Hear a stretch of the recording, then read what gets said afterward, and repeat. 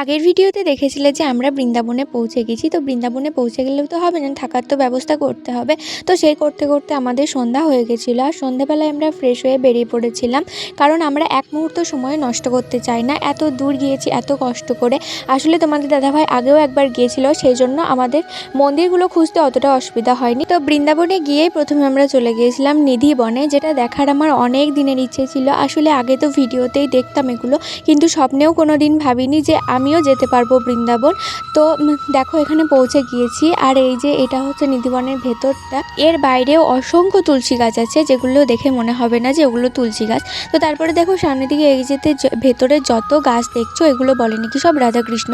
আর এই সেই জায়গা যেখানে ভগবান কৃষ্ণ স্বয়ং নিজে আসে।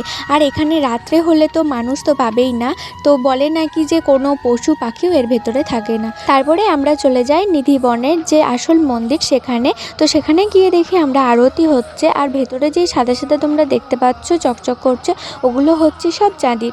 তো এমনকি ঠাকুর যেখানে বসে আছে সেটাও হচ্ছে চাঁদির, এবং যে বিছানাটা আছে সেটাও চাঁদির। তো এখানেই সব ঠাকুরের জন্য সব কিছু রেখে দেওয়া হয়। আর সকালে উঠে দেখলে সত্যিই বোঝা যায় যে হ্যাঁ, স্বয়ং শ্রীকৃষ্ণ রাত্রেবেলা এসেছিলেন।